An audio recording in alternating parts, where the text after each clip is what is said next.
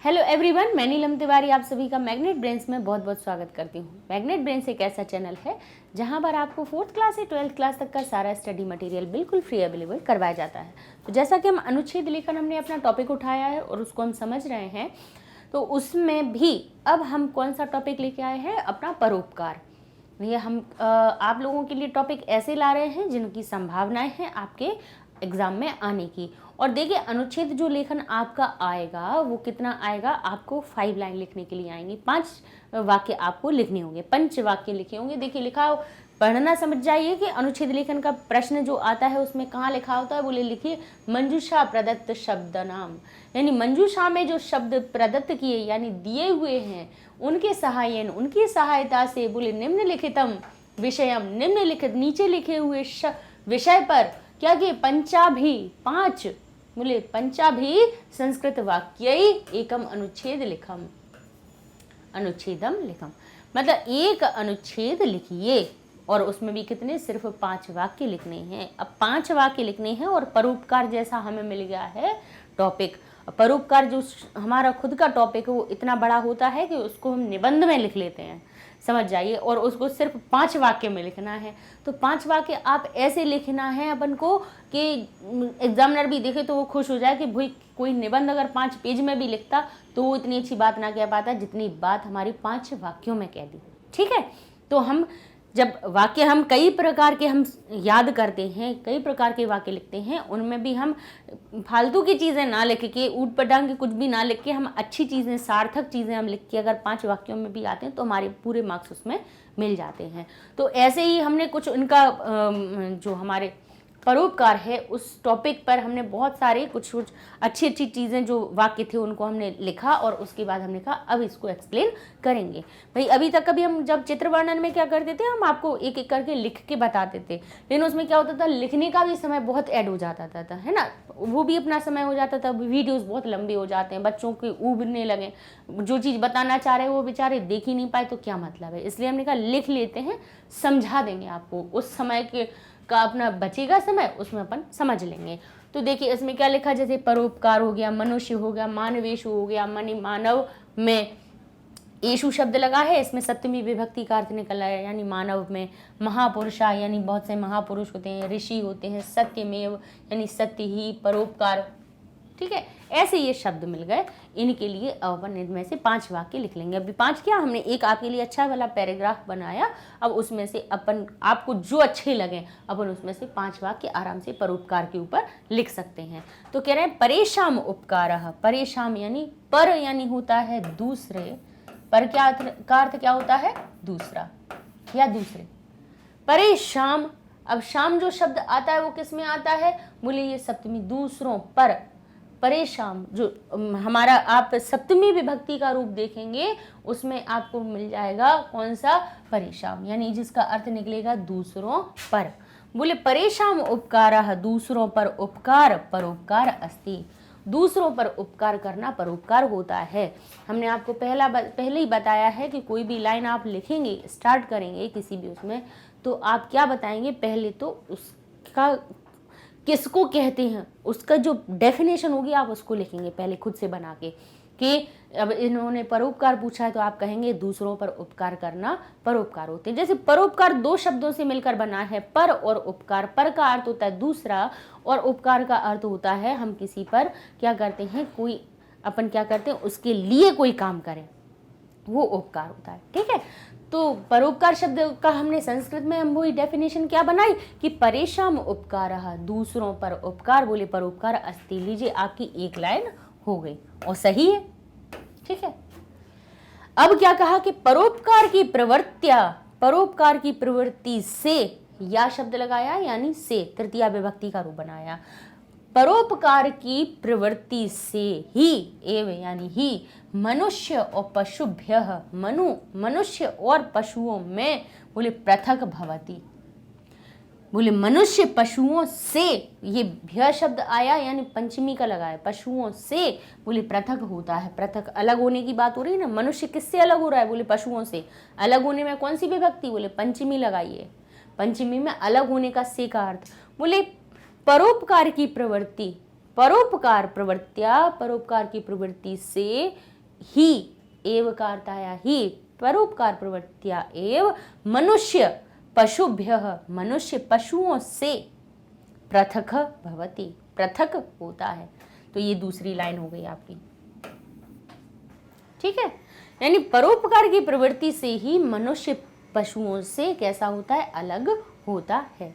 अब कहते हैं आहार, आहार प्रवृत्त्यः, आहार की जो प्रवृत्ति, तो आहार यानी स्वयं खाने की, खाना भोजन करने की या किसी भी चीज को ग्रहण करने की, बोले आहार प्रवृत्तियां तो पशुषु यानी पशुओं में, रामेशु बनता है जैसे बहुवचन का, रामेशु बनता है यानी राम में बहुवचन का रूप बनता है, मैं पे पर का सप्तमी का, बालकेशु बालकों में, हमारा कहें बालिकासु यानी लड़कियों में, जो शु शब्द लगता है वो सप्तमी विभक्ति बहुवचन में लगता है। तो वो कह रहे हैं आहार प्रवृत्ति तो, तू जो बना है उसका अव्यय का अर्थ क्या होता है, तो।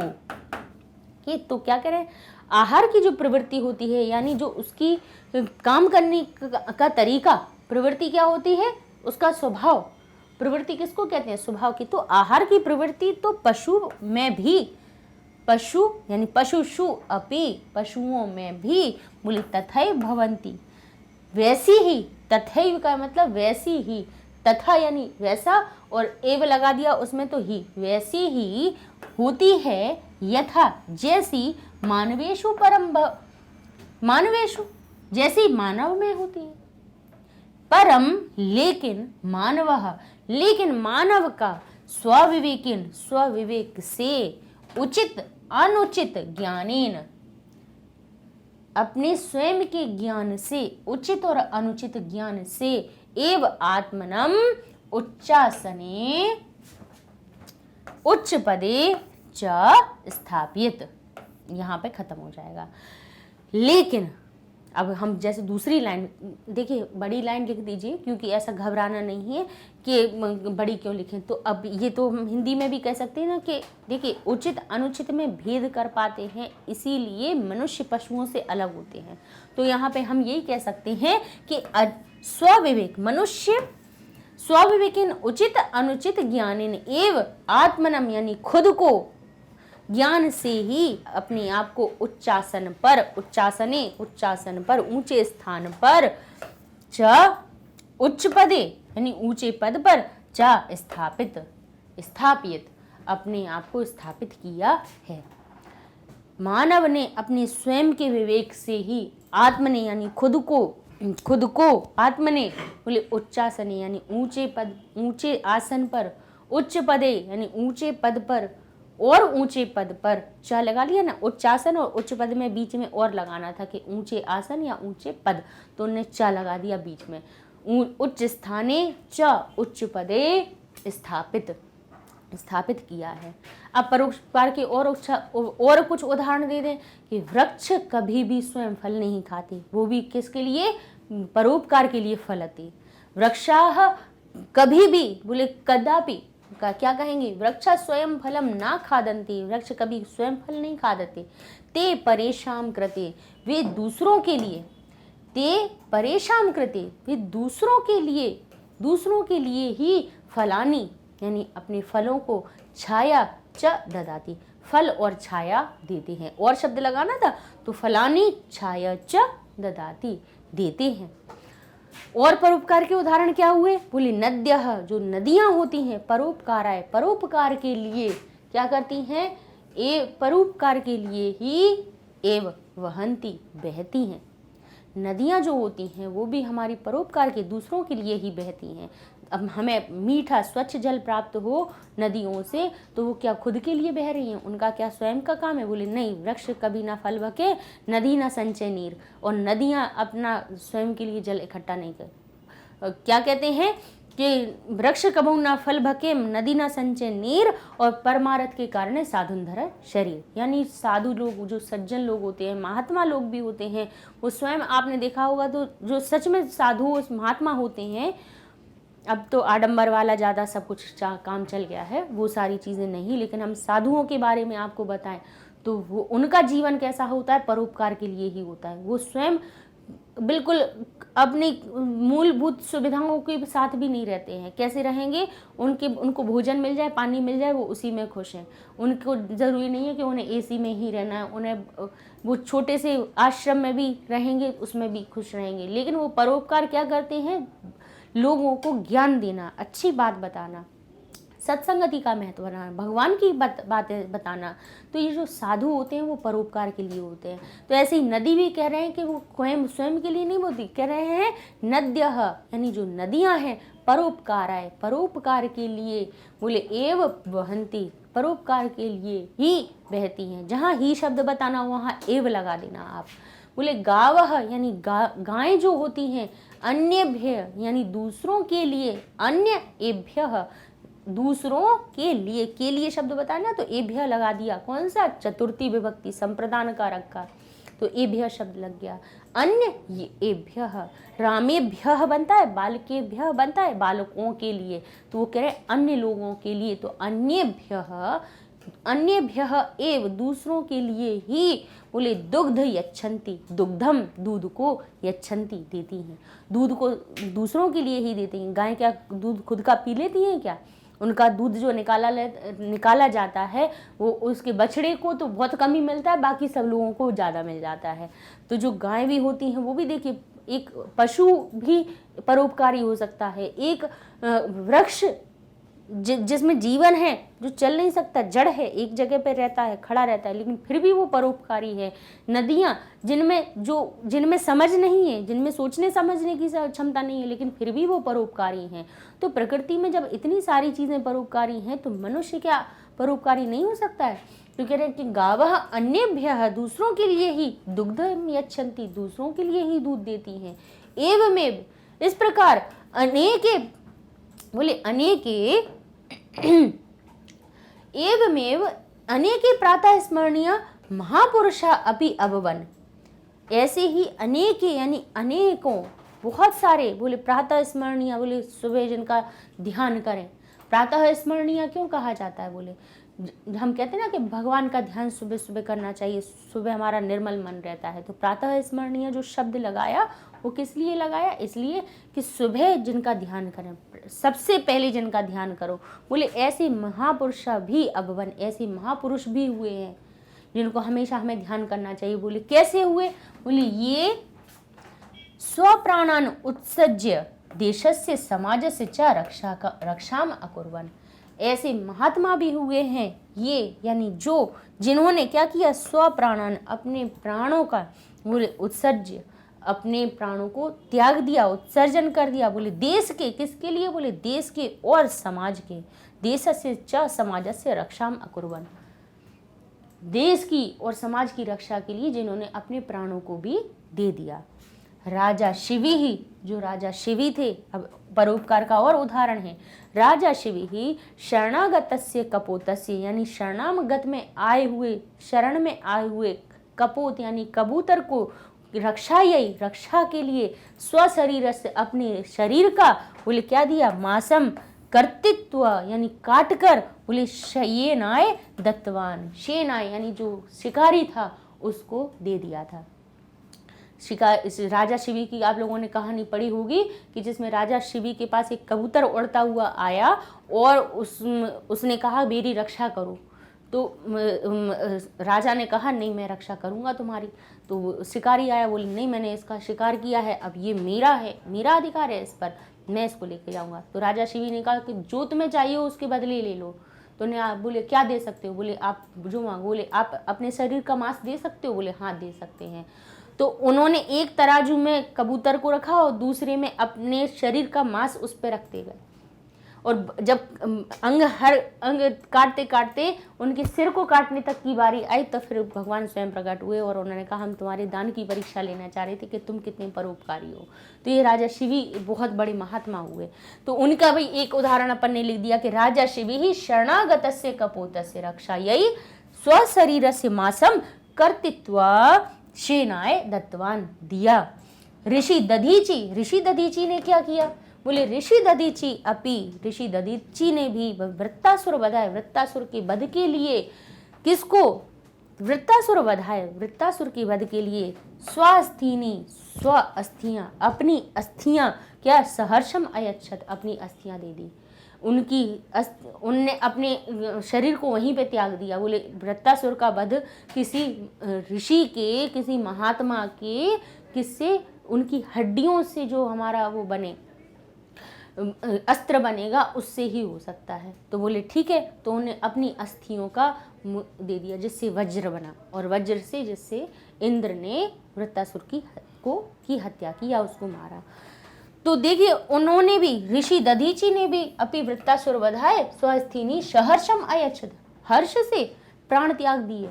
बोले ठीक है, अगर हमारी हड्डियों से अगर वज्र बन सकता है तो आप बना लीजिए। तो उन्होंने वहीं के वहीं खड़े होकर अपने आप को समाप्त कर लिया।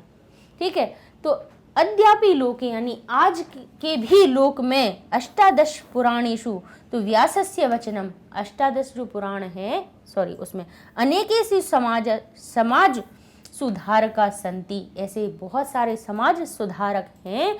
ये स्वार्थम परित्यज्य, जो अपने स्वार्थ को त्याग कर लोक कल्याणम कुर्वन्ति, लोक कल्याण करते हैं। अतः इसलिए सत्य ही कहा गया है, सत्यम एव, सत्य ही कथितम कहा गया है। अष्टादश पुराणेषु, अष्टादश पुराण में व्यासस्य वचनम, व्यास जी के जो वचन है वो क्या कहते हैं, परोपकारः पुण्याय पापाय परपीड़ितम। परोपकार ऐसा पुण्य है जो पाप को क्या कर देता है, पाप को खत्म कर देता है। ठीक है, परपीड़नम यानी दूसरों को पीड़ित करना, उस ऐसे पाप को छोड़कर क्या करना चाहिए, पुण्य करना चाहिए, परोपकार करना चाहिए। ठीक है, तो ये एक पूरा हमारे पास जो अच्छा एक गद्यांश था, पैराग्राफ जो हमने आप लोगों के लिए बनाया। अब इसमें से आप कोई भी 5 वाक्य को आराम से उसमें लिख सकते हैं। ठीक है, तो आप आराम से लिख सकते हैं, परेशान उपकारः परोपकारः अस्ति, परोपकार वृत्त्या एव मनुष्यः पशुभ्यः पृथक् भवति। परोपकार की प्रवृत्ति से ही मनुष्य और पशु पृथक होते हैं। आहार प्रवृत्त्या है, तो आहार की प्रवृत्ति तो पशु अपि तथैव भवन्ति यथा मनुष्येषु, वैसी ही होती है जैसी मनुष्य में होती है। लेकिन परम मानवः स्वविवेकेन, मानव अपने विवेक से उचित अनुचित ज्ञानेन, उचित और अनुचित के ज्ञान से ही आत्मन अपने आप को उच्चासने उच्च पदेच्छा स्थापित करते हैं। फिर आगे लिख सकते हैं फिर कि वृक्षा स्वयं फलं न खादति, ते परेशान कृते ए फलानि छाया ददन्ति। नद्यः परोपकाराय, नदियां भी परोपकार के लिए वहन्ति। गावः अन्येभ्यः एवं दुग्ध यच्छन्ति। ठीक है, तो इस प्रकार से यच्छन्ति यहाँ तक हो गया। अब आपको जैसे उदाहरण नहीं और बताने हैं तो यहाँ तक लिख लिया। फिर इसके बाद आप ये भी लिख सकते हैं कि अद्यापि लोके, आज के भी लोक में, आज के भी समय में अनेके समाज सुधारकः सन्ति, ये जो स्वार्थम परित्यज्य लोक कल्याणम कुर्वन्ति। बस इतना भी लिख सकते हैं। इसमें देखिए अपने पास जब बहुत सारा मटेरियल होता है उसमें से 4-5 चीज़ें लिखने को आए तो फिर आप आराम से लिख सकते हो, क्योंकि आपके माइंड में आपको पता है कि भाई परोपकार के बारे में आपको क्या लिखना है। ठीक है, तो नेक्स्ट वीडियो में 1-2 टॉपिक हम और उठाते हैं आपके लिए जो इम्पोर्टेंट है आपकी परीक्षा की दृष्टि से, उनको सीखकर फिर हम आगे अपने नए, कल से हम अपना जो आपका शेमुषी पाठ्य पुस्तक है, हाँ एक बहुत महत्वपूर्ण जानकारी है जो बताना चाह रहे हैं कि कल से हम पाठ 1 शेमुषी का सूची पर्यावरण से अब हम पाठ्य पुस्तक शुरू कर लेंगे, क्योंकि अब हमारा ग्रामर का पूरा पोर्शन हो गया। लास्ट टॉपिक था आपका ये अनुच्छेद, तो हमने कहा आज उसको भी हम पूरा करवा देंगे। अनुच्छेद लेखन फिर कुछ नहीं बचेगा अपना। अच्छा, अब बच्चों ने किन्हीं ने पूछा था कि प्रश्न निर्माण के बारे में, तो प्रश्न निर्माण के बारे में हमने इस टॉपिक को बीच में इसलिए नहीं लिया है क्योंकि अब जब हम अपनी जो अभ्यास कार्य करेंगे पाठ्य पुस्तक में, जो पढ़ना शुरू करेंगे, पाठ 1, 2, 3 से पढ़ेंगे, उन बीच में सब में प्रश्न निर्माण आएंगे, तो हम वहाँ पर उन चीज़ों को एक्सप्लेन कर लेंगे। ठीक है, तो नेक्स्ट वीडियो में मिलते हैं 1-2 और टॉपिक के साथ में। तब तक के लिए धन्यवाद।